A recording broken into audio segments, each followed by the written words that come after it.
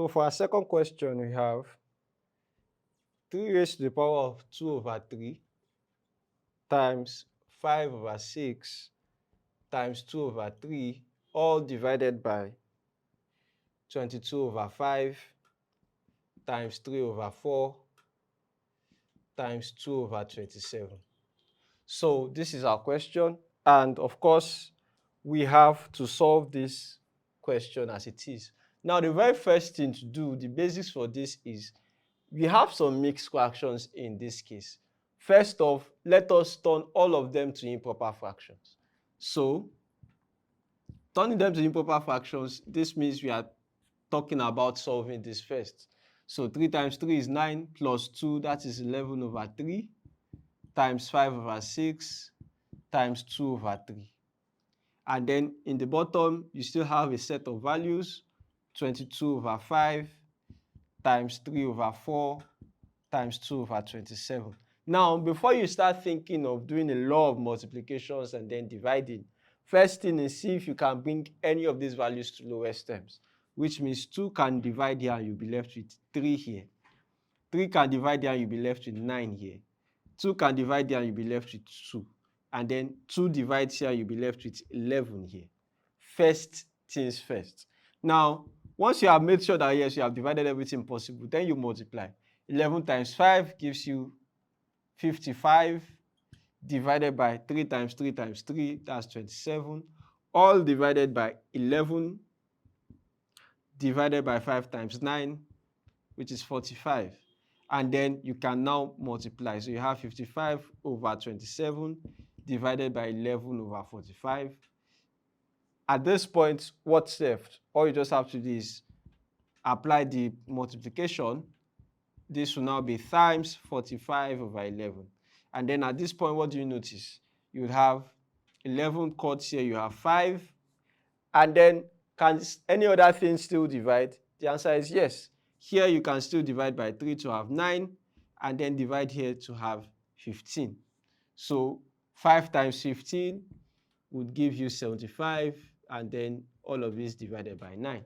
And then you have your final answer. So you have your final answer to be 75 divided by 9. Now, the question at this point is, it now depends on whatever you feel or whatever has been given to be your final result. Remember that regardless of whatever method you decide to use, the major thing that always matters is the final result, which means, have you been given the final result in terms of improper fractions, or has the final result been given in terms of mixed fraction? If it's in terms of mixed fractions, then it means that fine, you just have to remain it like that. However, if it's in terms of something different from mixed fractions, then of course you would have to convert it to that case. So it's either you leave it as 75 divided by 9, which is improper, or you can convert it to mixed fractions. Now, 75 divided by 9, the first question you ask yourself is, how many versions of 9 can you completely remove out of 75? Now, you can start your multiplication count from somewhere very close. 9 times 5 is 45. 9 times 6 is going to be 54. 9 times 7 is going to be 63. 9 times 8 is going to be 72. 9 times 9 is going to be 81. 81 is larger than this. So you come down. That means 9 times 8, 72.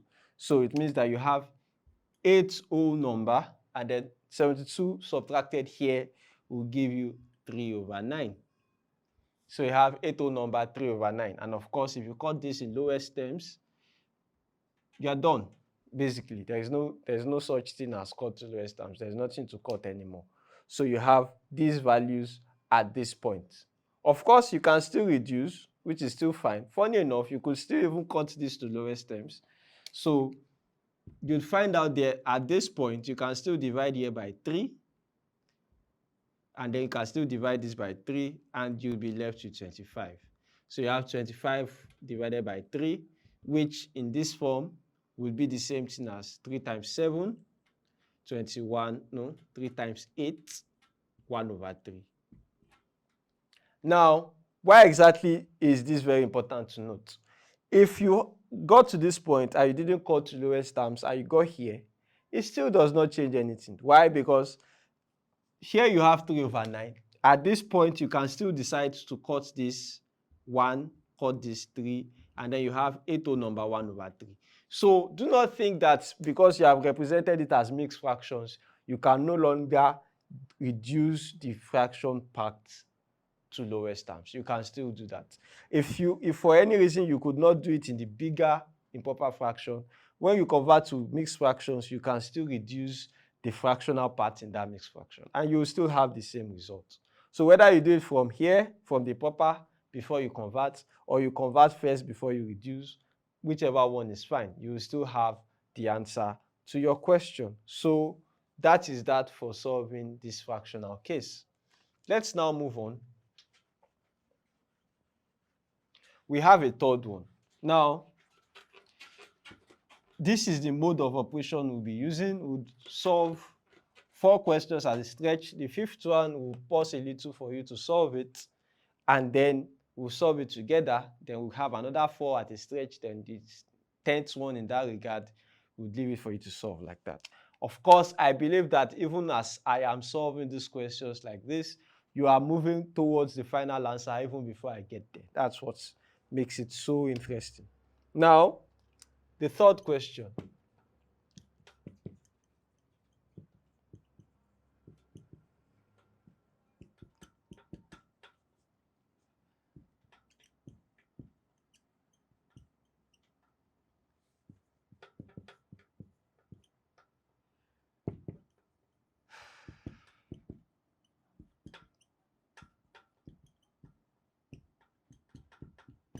So it says a man invested 5,000 naira for 9 months at 4%. What is the simple interest? So this is the question. Now, simple interest is the core focus here now. So it means we have to talk about the concept of simple interest. For simple interest, the formula that is very, very unique for solving simple interest is the fact that you have that the simple interest is equal to the principal times the rate times the time, all divided by 100. Now the question is, where exactly is this 100 coming from? This 100 is coming from the fact that the rate is in fact in percentages, right? So the rate is in percentages.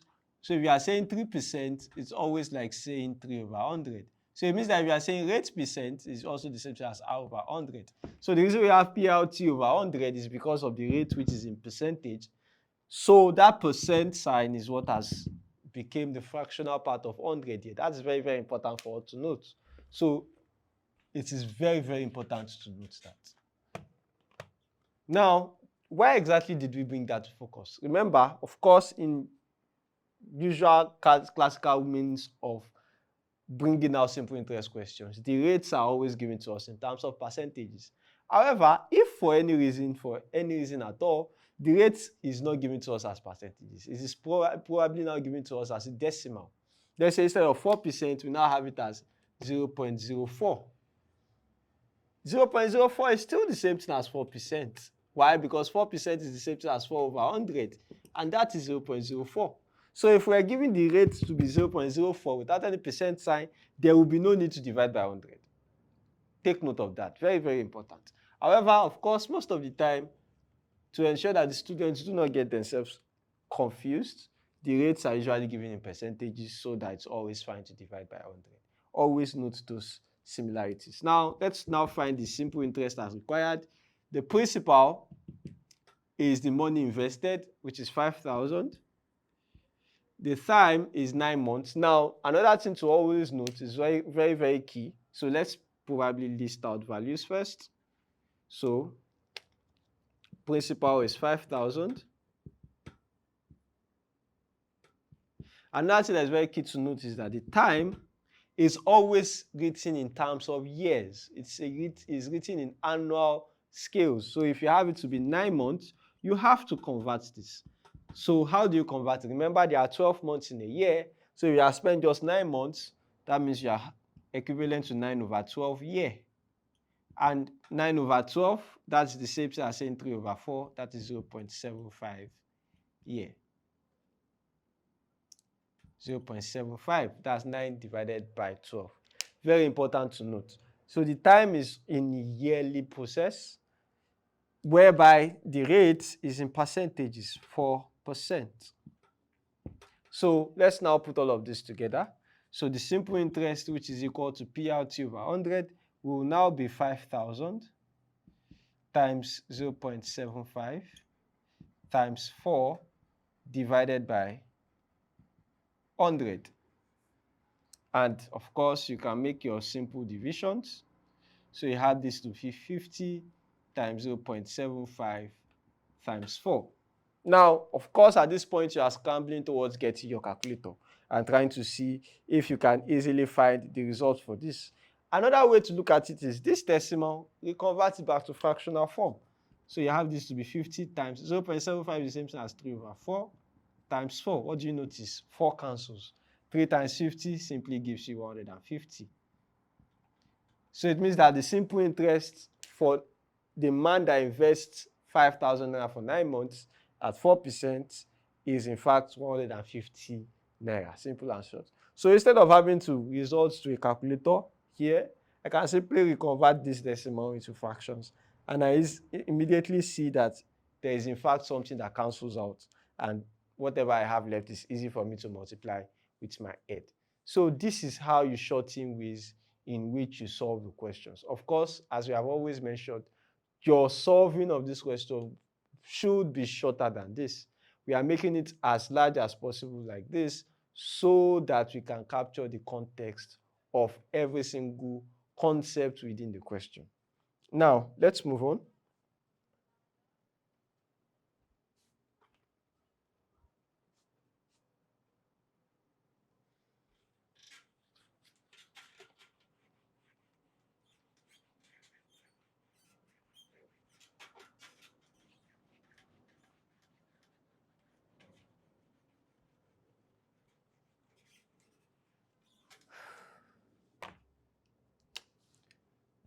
For our fourth question, if the numbers M, N, Q are in the ratio 5 to 4 to 3, find 2n minus q divided by m. This is the question. Now, for this fourth question, the very first thing to realize is its ratio, which means that if it's in this ratio, each specified letter will follow the specific pattern of the ratio itself. So if you have it as M and Q, it means that the ratio is also going to follow M and Q. What does that mean? It means that M will take the ratio value of 5, N will take the ratio value of 4, and Q will take the ratio value of 3. Very important. So we can simply make our substitutions. 2n will now be 2 into 4. Compare the position M, N, Q. 4 minus Q, which is 3, divided by M, which is 5. 2 times 4 is 8, minus 3 divided by 5. This will give us 1, because 8 minus 3 is 5, divided by 5 gives us 1. Simple and straightforward. What do you notice? What we have simply done is pick the ratio with respect to the arrangement of the letters. So the arrangement matters. It was arranged MNQ, so that arrangement touches or tallies with what we have in the terms of the ratio. If it was given to us as QMN, then Q would have been 5, M would have been 4, N would have been 3, and so on and so forth. So the ratio is very, very important. So in this case, whatever value you are using here comes from our representation of this ratio 5, 4, and 3. Simple and straightforward. Now, of course, what we have simply done is applied or pick each value. This is the shortest means possible. Another means possible for you to do it is to use the full concept of ratios, which says that, okay, if you have a ratio representation, the very first thing to do is to add all of them together. So if you add this together, you have 5 plus 4 plus 3, you'd have 12. And then you now say that M is equivalent to 5 over 12. That is the proportion of its value with respect to the ratio. N will now be 4 over 12. And then Q will now be 3 over 12.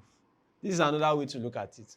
And then at that point, you now put 5/12, 4/12, and 3/12 for M, N, and Q respectively.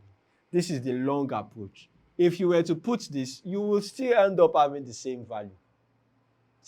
Without a doubt, you would still end up having the same value, right? Because, okay, let's quickly see it. So you have 2n minus q divided by m. You now have it to be 2 into 4/12 minus 3/12 divided by 5/12.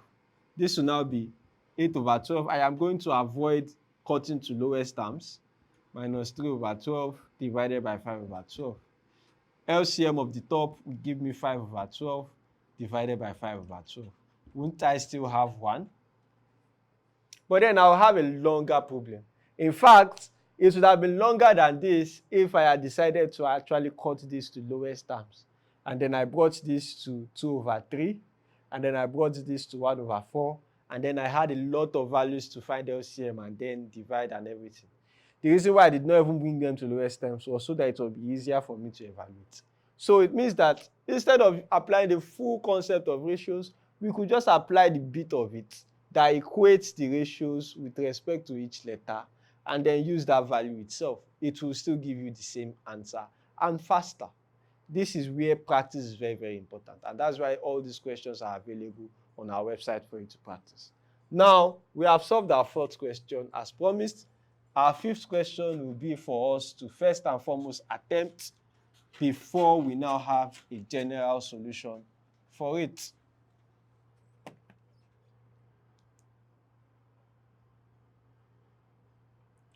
So number 5.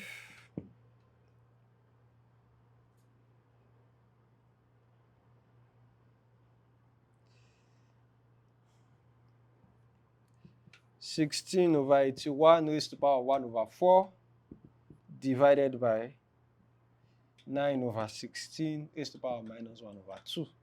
That's the question. So the question is for you to simplify this. So do not take long. You are not expected to spend more than 40 seconds on this. In fact, 40 seconds is in fact too much considering the JAMB exam. 40 seconds. Let's time ourselves to solve this in 40 seconds. And in 40 seconds, we solve it together. Your time starts now. TikTok.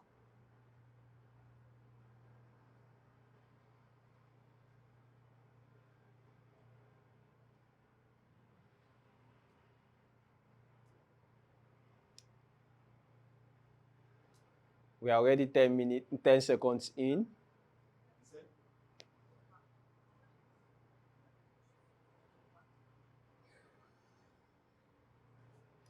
We are already 20 seconds in.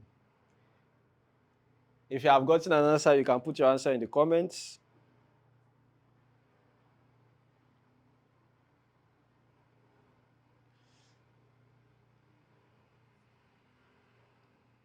(30 seconds in. I'm sure you should be arriving closer and closer to the final answer now. 35 seconds in. 5, 4, 3, 2, 1. Time up. Let's see the solutions together. Now, it's very, very interesting. Get used to it. All of these are time attack questions. Very, very short and very, very simple. However, if you do not apply your formulas or your concept as fast as possible, then you are going to miss it. Let's go. Now, the very first thing I'll do here is, by law of indices, this is telling me that this denominator, which is 4, is serving as a fourth root. That is the very first thing I'm doing. Fourth root of 16/11, 16/81 divided by, before I even talk about the division sign, I talk about this negative power. Negative power means I'm doing reciprocal. So I have 16/9 immediately, 1/2. Reciprocal. So it's obviously going to be a long journey for me to be saying 1 divided by 9/16 raised to the power of half. This is long journey. I can simply apply 1 over of this means I'm saying 1 divided by 9/16 raised to the power half. So the moment I put the division, they will swap. That is a very, very important logic for you to know. So the division sign or the negative sign in the power for fractions will simply just swap them. Here, fourth root of 16, very important. Fourth root, which means that the numbers will be very, very small. Now, for JAMB, one thing you have to keep in mind as a very, very important note is that when you are dealing with JAMB and you have to express the roots of something, remember that you are not using a scientific calculator. So it always means that the roots of value they are going to give you, the result is usually going to be in the first 10 numbers. That is 2, 3, 4, 5, 6, 7, 8, 9, 10. In fact, usually it's going to be in the first 5 numbers. That is 1, 2, 3, 4, and 5.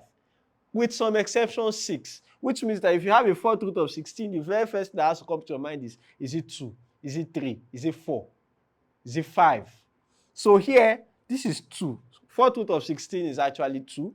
And for 81, fourth root of 81 is actually 3. You see, very, very simple. And then divided by square root, 1 over 2, denominator, that's square root. Square root of 16 is 4.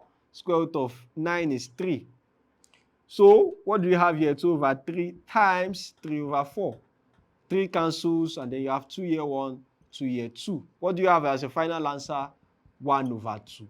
So I saw somewhere in the comments that someone dropped the result of 2 as a value.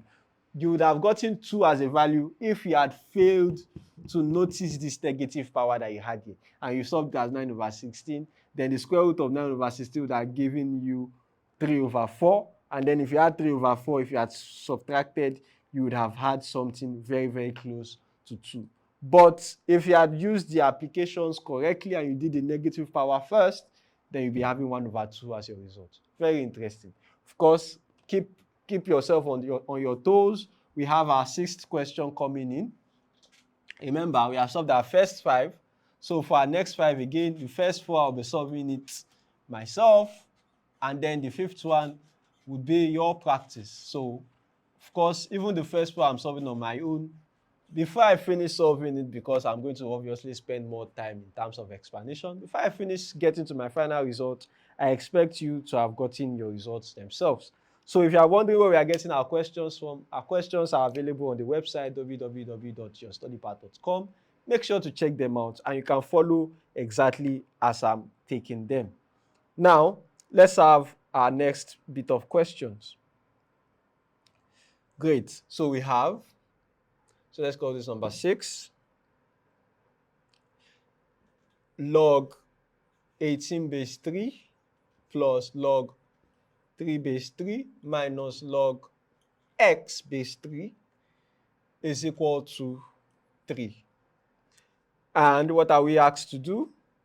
Find x. This is our question.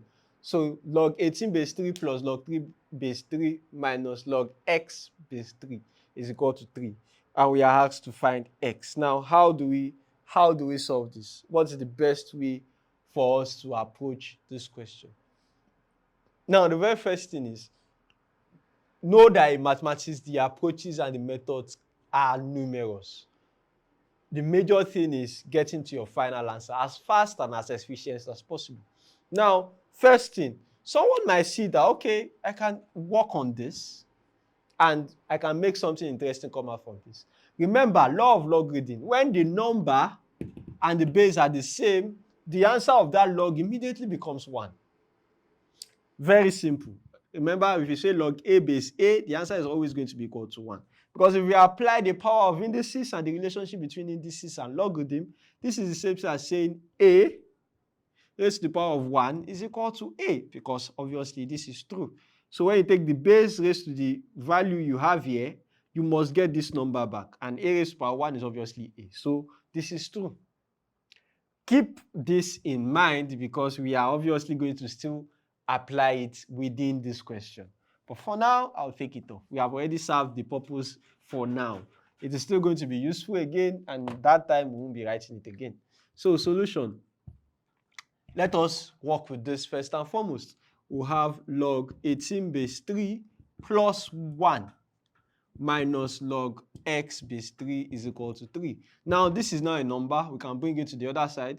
We have log 18 base 3 minus log x base 3 is equal to 3 minus 1. And 3 minus 1 is obviously 2, so I'll just write 2 here. Now, this is what I have.